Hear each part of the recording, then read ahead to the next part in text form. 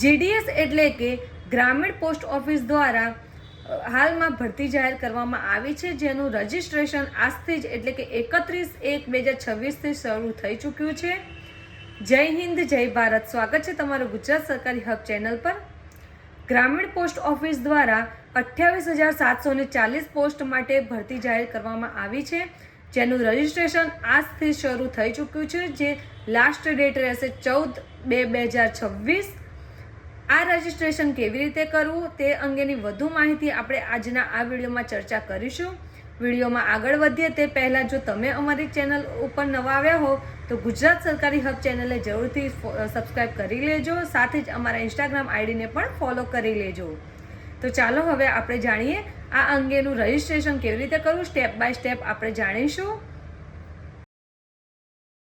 સૌપ્રથમ આપણે પોસ્ટની વાત કરીએ તો અહીંયા 3 પોસ્ટ છે, જે 28,740 જગ્યા માટે ભરતી જાહેર કરવામાં આવી છે. તેમાં assistant branch post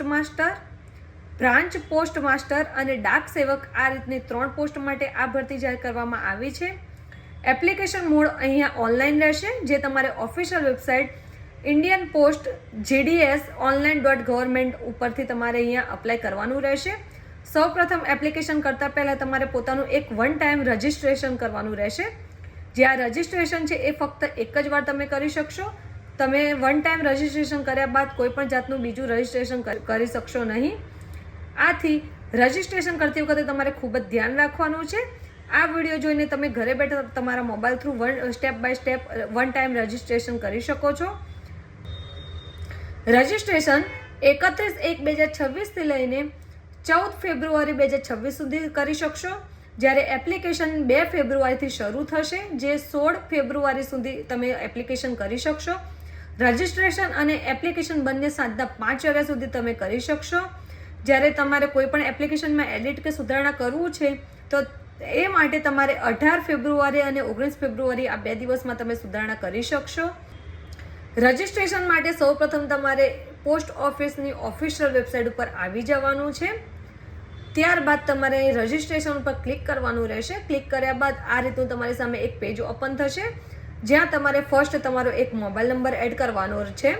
mobile number ઉપર વેરીફાઈ કરતાની સાથે તમારી મોબાઈલ નંબર ઉપર એક OTP આવશે. OTP એડ કરશો એટલે વેરીફાઈ થઈ જશે.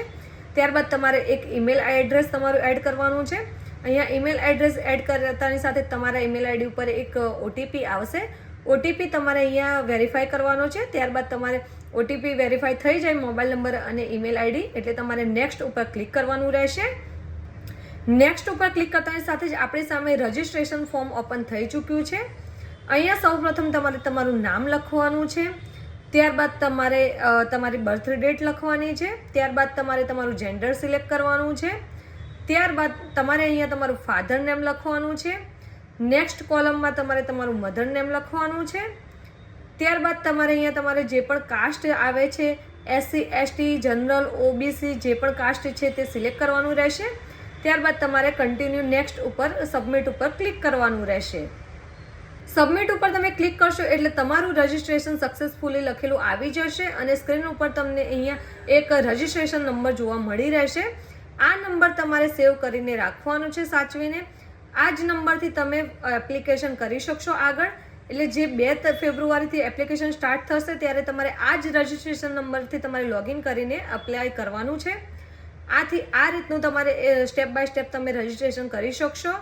ઘરે બેઠા તમારા મોબાઈલ થ્રુ તમે અપ્લાય કરી શકશો એપ્લિકેશન ફોર્મ ભરવામાં કે રજિસ્ટ્રેશન કરવામાં કોઈ પણ તમને પ્રોબ્લેમ જણાય તો અમને જરૂરથી કમેન્ટ કરજો. સાથે જ તમારે અમારી પાસે કોઈ પણ એપ્લિકેશન આ રીતનું ફોર્મ ભરાવવું હોય તો અમને જરૂરથી ઇન્સ્ટાગ્રામમાં ડાયરેક્ટ મેસેજ કરીને તમે અમારો કોન્ટેક્ટ કરી શકો છો. માહિતી પસંદ આવી હોય તો વિડીયોને જરૂરથી લાઇક કરજો.